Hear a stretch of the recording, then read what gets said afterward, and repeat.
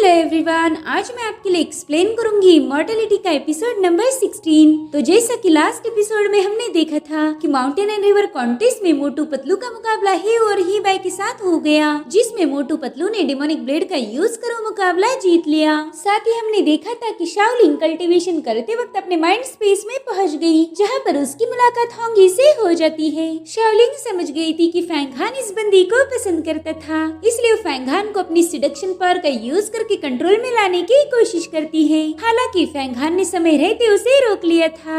अब आगे तो हमें अगले दिन की कहानी दिखाई जाती है, जहाँ पर शाओलिंग पत्थरे फेंक के टाइम पास कर रही थी। तभी नाटे एल्डर अनाउंस करते हैं कि अगला मुकाबला ये नैन्शियन वर्सेस शी लॉन्गफिंग के दरमियान होने वाला है। अपना नाम सुनते ही शी लॉन्गफिंग अरीना में उतर जाता है। इस बंदे ने अजीब सा मास्क पहना हुआ था। लोग उसका मास्क देखकर कह रहे थे कि भाई इनर डिसाइपल के कॉन्टेस्ट में ऐसे मास्क पहन के कौन आता है, शायद ये बंदा हद से ज्यादा बदसूरत होगा। अब नैन्शियन ये भी अरीना में उतर गया था। सभी लोग उससे कह रहे थे कि सीनियर निपटा दो इस बंदे को और फिर उसे हराने के बाद उसका मास्क भी उतार देना, हमें इस बंदे की शक्ल देखनी है। इधर किंगवेई कहती कि नैन्शियन का मुकाबला कोई भी नहीं कर सकता, जिसके बाद वो चिल्लाकर बताती कि सीनियर इस बंदे को अच्छे से सबक सिखाना। और उसकी आवाज सुनते ही वो बंदा उसे बहुत ही खतरनाक लुक देता है, जिसे देखते ही किंगवेई डर गई थी। इधर नैन्शियन ने उस बंदे से कह रहा था कि चलो जल्दी से इस फाइट को खत्म कर देंगे, तो बंदा तुरंत ही जायंट पिंसर बीड को एक्टिवेट कर लेता है, जिससे वो पूरी जगह शेक हो रही थी। नैन्शियन देखता है कि उस बंदे को तो क्रैब जैसे क्लॉज आ गए हैं, ऐसी टेक्निक पहले किसी ने नहीं देखी थी। नैन्शियन उससे कह रहा था कि ये तो काफी अच्छी ट्रिक खेली तुमने, जिस पर वो बंदा कहता है कि चलो अब तुम भी अपना मैजिक वेपन बाहर निकाल लो। तो नैन्शियन एक फ्लाइंग सोर्ड को समन करके कह रहा था कि तुम मेरे वेपन की फिक्र मत करो, बस तुम खुद का ध्यान रखना और हाँ अपनी पूरी ताकत लगा देना, क्योंकि मैं तुम्हें हराने वाला हूँ। ये सुनकर वो बंदा तुरंत ही नैन्शियन पर जंप लगा देता है, मगर नैन्शियन उसके हर एक अटैक को डॉज करता जा रहा था। वो बंदा बड़ी तेजी से मूव होते हुए नैन्शियन पर हमला करने की कोशिश करता है। उसके क्लॉज देखकर शुई बहुत ज्यादा चौंक गई थी। वो कहती बाप रे ये बंदा तो बहुत ज्यादा पावरफुल है, जिस पर लॉन्गशियन उसे बताती कि इस बंदे ने जिस टेक्निक को एक्टिवेट किया है वो एक प्राचीन स्किल है। दरअसल ये डीप सी के राजा का एसेंस यूज करके बनाई गई थी। जब राजा की मौत हुई तब उसका एसेंस निकाला गया था और इस बात को लगभग 10,000 साल बीत चुके हैं। इस टेक्निक में डीप सी के हजारों बीस की डिवाइन पावर थी और इसी वजह से नैन्शियन इस बंदे के आगे बहुत स्ट्रगल कर रहा था। अब नैन्शियन ये मल्टीपल सोर्ड्स बनाकर उस पर हमला कर देता है, मगर वो बंदा शील्ड बनाकर उसके हर एक अटैक को डिस्ट्रॉय कर रहा था। जिसके बाद एक बार फिर से वो बंदा नैन्शियन को घायल करने की कोशिश करता है, मगर नैन्शियन अपने वेपन का यूज करके खुद को बचाते हुए पीछे हट गया था। इधर शी लॉन्गफिंग ने अपनी एक और टेक्निक को एक्टिवेट कर दिया, जिसे रे फिन कहा जाता है। फैंगहान बड़े ही गौर से मुकाबला देख रहा था, क्योंकि उसे आगे चल के नैन्शियन को फेस करना था। इधर नैन्शियन ने भी एक और move pine crane 10,000 fold feast को एक्टिवेट कर दिया, जिसे देखकर वो बंदा कह रहा था कि तुम मेरे सामने बेसिक टेक्निक का यूज कर रहे हो। अभी दोनों दोबारा से फाइट करने लगते हैं और इस बार नैन्शियन ने एक ही पाम अटैक में उस बंदे को दूर फेंक देता है, जिसके बाद नैन्शियन ने उस पर लातों की बौछार कर रहा था, जिससे वो बंदा अपने क्लॉज की मदद से डिफेंड कर लेता है। और फिर उसने नैन्शियन पर स्क्विड की इंक डाल दी, जिससे नैन्शियन पूरा गंदा हो गया था। और गंदगी तो नैन्शियन को बिल्कुल भी पसंद नहीं, इसलिए वो तुरंत ही खुद को क्लीन करके उस बंदे पर छलांग लगा देता है। लेकिन तब तक वो बंदा भी तैयार था। वो तुरंत ही ऑक्टोपस की टेक्निक का यूज करके नैन्शियन को जकड़ लेता है। नैन्शियन उससे कह रहा था कि तुम जरूर भुगतोगे। इधर वो बंदा कहता है कि तुम बहुत घमंडी हो और मैं तो बस तुम्हारा घमंड तोड़ना चाहता हूँ। जिसके बाद उस बंदे ने अपने बाकी बचे टेंटिकल्स को भी नैन्शियन पर छोड़ दिया था, मगर तभी नैन्शियन ने डिसोलेट डिवाइन सोर्ड को एक्टिवेट कर देता है और इस मूव की मदद से नैन्शियन ने एक ही झटके में उन सभी टेंटिकल्स को काट कर उस बंदे को नीचे गिरा दिया था। इसी चक्कर में उस बंदे का मास्क भी निकल जाता है। सभी लोग उसे देखकर हैरान थे, खासकर फैंगहान। वो कहता है कि ये तो वही है। दरअसल ये बंदा था यंग मास्टर शाओशी, यानी कि किंगवेई का पहला पार्टनर। वो तो शाओशी को देखकर बहुत ज्यादा शॉक थी और शुयू उसे देखकर भड़क गई थी क्योंकि इसी बंदे की मौत का इल्जाम फेंग हान पर लगाया गया था। वो कहती कि ये तो डेमन बैटलफील्ड पर मारा गया था, फिर ये जिंदा कैसे बच गया। किंगवे का मुंह तो अभी भी खुला ही था। वो उसे इमोशनल होकर कह रहा था कि लंबे अरसे के बाद हमारी मुलाकात हुई। तो कहती तुम तो मर गए थे ना, जिस पर शाओशी बताता है कि सीनियर शी लॉन्गजी ने मेरी जान बचाई, साथ ही उन्होंने ही मुझे एलिक्सर दिया जिससे मैं जैसी तैसे बच गया। खैर पहला मैं इस नानशानिए को हरा दूं, उसके बाद हम लोग बात करेंगे। इधर नानशानिए उससे कह रहा था कि चाहे तुम कितने भी फैमिली ट्रेजर क्यों ना यूज कर लो, तुम मेरा मुकाबला नहीं कर सकते, और अगर तुमने अभी भी हार नहीं मानी तो मैं तुम्हें खत्म कर दूंगा। ये सुनकर शाओशी जोर जोर से हंस रहा था। वो कह रहा था कि तुम्हें तो पिंसल पर्ल की ट्रू पावर के बारे में पता ही नहीं, और अब उसने पिंसल पर्ल को एक्टिवेट कर दिया। उसके ऐसा करती वहाँ पर एक बहुत बड़ी व्हेल मछली आ गई थी। उसने वहाँ की पूरी जगह को डार्क कर दिया, और इस कमाल के बीज को देखकर सभी लोगों के मुंह खुले के खुले रह जाते हैं। अब वो फिश सीधे नानशानिए की तरफ अटैक करने आगे बढ़ती है, तो अभी तुरंत ये डिसॉलिड डिवाइन स्वॉर्ड की एक और मूव बुजाओ सवरिंग को एक्टिवेट कर देता है, जिससे वहाँ पर उसके स्वॉर्ड की ऑरा क्रिएट हो गई थी। अब नानशानिए उसी का यूज करते हुए उस फिश पर अटैक कर देता है। ये दोनों योद्धा अपनी पूरी ताकत लगा देते हैं, मगर फाइनली नानशियान की स्वॉर्ड उस फिश को काटने में कामयाब हो गई। वो तलवार उस फिश को काटने के बाद सीधे आकर शाओशी के माथे पे रुक जाती है, जो देख शाओशी बहुत ज्यादा डर गया था।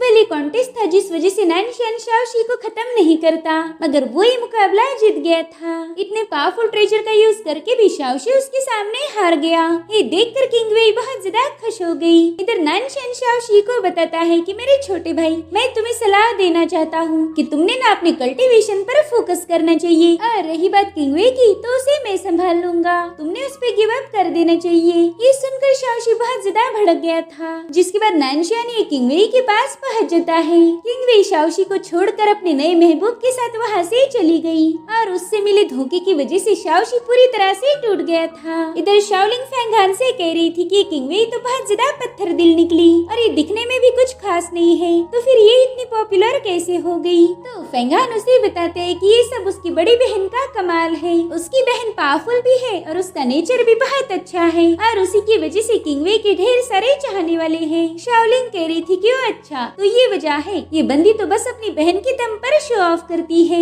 जिसके बाद हमें तियांडू पिक का सीन दिखाया जाता है, जहाँ पर वान लियो हुआ तियांडू से मिलने आया हुआ था। दरअसल हुआ तियांडू अपनी पावर का यूज करते हुए एक बीज को रिफाइन करने में लगा हुआ था, और तभी वो कोल्ड रन जोर जोर से शेक होने लगती है। उसके अंदर मौजूद बीज गुस्से में कह रहा था कि हुआ तियांडू, तू कभी भी मुझे रिफाइन नहीं कर सकता। हुआ देखती कि वो बीज तो आउट ऑफ कंट्रोल होने वाला है, इसलिए वो तुरंत ही उस कोल्ड रन में अपनी और पावर डालकर उसे शांत कर देते हैं। अब वान लियो तियांडू से कह रहा था कि ये डेविल किंग डिवाइन एबिलिटी की 5वीं लेवल पर था, तो फिर इसे रिफाइन करना इतना डिफिकल्ट क्यों है।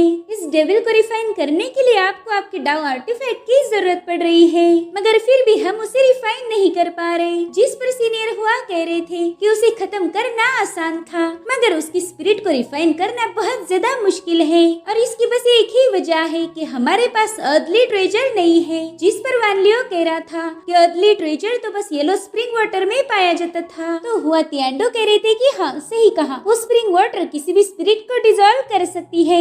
इस सोल को अपने केमिकल पावर का यूज करके रिफाइन भी कर सकती है, और वो भी बड़ी ही आसानी से। मगर अफसोस हजारों सालों पहले ही येलो स्प्रिंग वाटर को जबरदस्ती रिफाइन करके हुआंग चुआन ड्राइंग में डाला गया। ये काम बस ग्रेट एम्परर हुआंग चुआन ही कर सकता था, और तब से लेकर आज तक हमें येलो स्प्रिंग वाटर का कोई ट्रेस नहीं मिल पाया। चाहे तुम उसे जमीन पर ढूंढो या आसमान में, वो कहीं पर नहीं है। जिस पर वान लियो कह रहा था कि मैंने सुना है वो ग्रेट एम्परर का खास ट्रेजर यानी कि हुआंग चुआन ड्राइंग किंग शुई के पास है, क्योंकि उसी ने बाई हाईचान के साथ सबसे आखिर में फाइट की थी। बस किंग शुई ये बात मानने के लिए तैयार नहीं कि वो ट्रेजर उसके पास है। जिस पर हुआ तियांडो कह रहे थे कि अगर किंग शुई के पास वाकई वो ड्राइंग है तो वो इस दुनिया पर राज कर सकती है, मगर हम ऐसा नहीं होने देंगे। जब तक वो कायदे में रहेगी तब तक फायदे में रहेगी। तो वान लियो ने बताता है कि जब से वो बंदी ट्रू डिसाइपल बनी है तभी से हमारे चीफ उसे कुछ ज्यादा ही वैल्यू दे रहे हैं। वो हम 5 ट्रू डिसाइपल जितनी ही पावरफुल है, फिर उसे इतना सिर सिर पे लेने की क्या जरूरत है। और उसका डिसाइपल फैंगहान भी बहुत घमंडी है, उसने तो आपको ही पब्लिकली चैलेंज किया। इतनी हिम्मत किसी में नहीं क्या आपका अपमान करे। अगर ऐसा ही चलता रहा तो हमारा युवा सिख खतरे में पड़ सकता है। तो हुआ तियांडो से कह रहे थे कि घबराओ मत, यहाँ पर होने वाली हर एक चीज की खबर मुझे मिल जाती है, इसीलिए हमारा सिख कभी खतरे में नहीं पड़ सकता। वैसे भी फिलहाल हमारे पास दूसरे भी चैलेंजेस हैं जिनसे हमें निपटना होगा। जल्दी 7 डेविल सेक्ट हम पर हमला करेगा, इसलिए हमें उनसे फाइट करने की तैयारी करनी होगी। मैं चाहता हूँ कि हमारा युवा सेक्ट इन सभी मुश्किलों को सॉल्व करके आगे बढ़े। आगे होने वाली इमॉर्टल्स और डीमंस की जंग में हमें सरवाइव करना ही होगा। तो वान लियो उनसे पूछता है कि सीनियर, क्या आपके पास कोई प्लान है जिसका यूज हम आगे करेंगे। तो हुआ तियांडो बताते हैं कि मैंने ताई सेक्ट के साथ अलायंस करने का सोचा है और मेरे ख्याल से वो हमारे साथ जुड़ जाएंगे। फ्यूचर में होने वाली इमॉर्टल्स और डीमंस की जंग में हम सभी 10 इमॉर्टल सेक्ट को एक होना पड़ेगा और ये हमारे युवा सेक्ट के लिए एक सेलेस्टियल अपॉर्चुनिटी साबित होगी। वान लियो ये सब सुनकर उन्हें काफी ज्यादा अप्रिशिएट कर रहा था। ये कहते हुए कि उनकी फ्यूचर को लेकर प्लानिंग काबिले तारीफ है, मगर उसके दिल में अभी भी डाउट थे। जिसके बाद हमें दिखाया जाता है कि फैंगहान ध्यान में बैठा है और वहीं पर शाओलिंग यान से मिलने डॉमेन ड्रैगन पिक्चर यानी कि हुआंगचुआन ड्राइंग में गई थी। यान वहाँ की रिवर यानी कि येलो स्प्रिंग वाटर के पास खड़ा था। वो कहते यान, मुझे होंगी के बारे में सब जानना है, तो जल्दी बताओ वो कौन थी। मगर यान उसे कोई जवाब नहीं दे रहा था। तो शाओलिंग उस पे चिल्लाने लगती है। वो कह रही थी कि तुम्हें सुनाई नहीं देता क्या, मैं तुमसे सवाल पूछ रही हूँ। जिस पर यान कह रहा था कि तुमने इन बातों के बारे में नहीं सोचना चाहिए और ना ही तुम्हें ये सब जानने की कोई जरूरत है। अब शाओलिंग समझ गई थी कि ये बंदा ऐसे नहीं मानेगा। तो वो कहती यान, तुमने बुक ऑफ अर्थ सोवरेन के बारे में तो सुना ही होगा। ये सुनकर यान थोड़ा सा शॉक हो गया था। अब यान कहती कि मुझे पता है वो बुक कहाँ पर है। ये सुन के यान तुरंत ही उसके पास जाकर गुस्से में उसका हाथ पकड़ लेता है। अब वो काफी इम्पेशेंट होकर पूछ रहा था कि बताओ वो बुक कहाँ पर है। और उसकी ऐसी हालत देखकर शाओलिंग को मजा आ रहा था, क्योंकि उसे पता था कि यान के लिए वो बुक काफी ज्यादा इम्पोर्टेंट है। तब शाओलिंग स्माइल करते हुए से चिढ़ाने लगती है। वो कह रही थी देखो तो यान को बुक की लोकेशन चाहिए। जिस पर वो कह रहा था हाँ बताओ तुम्हारी शर्तें क्या है और बदले में तुम्हें मुझे उस बुक के बारे में बताना होगा। तो वो कहती ठीक है, मेरी बस एक ही शर्त है कि तुम मुझे यहाँ से आजाद कर दो।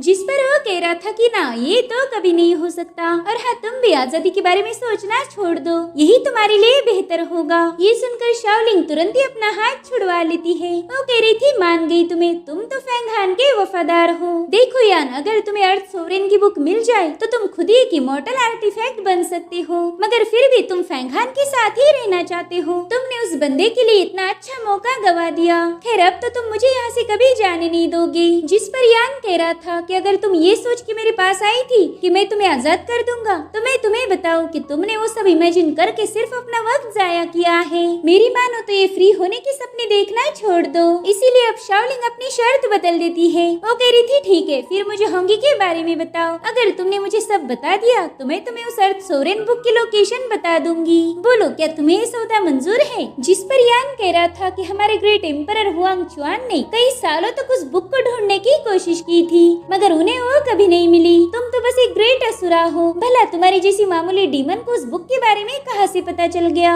वो तो एक वेल केप्ट सीक्रेट है। जिस पर शाओलिंग कह रही थी कि मुझे ये सब कैसे पता चला, इससे तुम्हें कोई लेना देना नहीं होना चाहिए। तुम न बस आम खाओ, गुठलियां मत गिनो। अगर मैं तुम्हें वो लोकेशन बता दूं तो तुम्हें तुरंत ही मुझ पर यकीन हो जाएगा कि मैं सच बोल रही हूँ। तो यान कहते हैं हाउ हाउ, तो बताओ कहाँ पर है वो बुक। मगर शाओलिंग कह रही थी ना, पहले तुम मुझे होंगी के बारे में सब बताओगे, नहीं तो बाद में तुम अपने वादे से मुकर सकते हो। यान उसकी बातों पर हंस रहा था। वो कहते हैं ठीक है, चलो मैं अपनी पावर्स की मदद से तुम्हें वो सारी बातें दिखा दूंगा जो होंगी से रिलेटेड है। जिसके बाद वो अपनी पावर शाओलिंग में डाल देता है। वो देखती है कि होंगी और फैंगहान काफी अच्छे दोस्त थे। होंगी फैंगहान से प्यार करती थी, मगर किस्मत को ये गवारा नहीं था और फिर एक दिन डीमन अटैक में होंगी मारी गई। ये सब देखकर शाओलिंग बहुत ज्यादा रो रही थी। उसे भी समझ नहीं आ रहा था कि वो इतनी बेरहम होके भी पिघल कैसे सकती है। वो कह रही थी कि होंगी ने फैंगहान को बचाने के लिए अपनी जान दे दी, मगर उसने ऐसा क्यों किया होगा। अब यान भी थोड़ा सा इमोशनल हो गया था,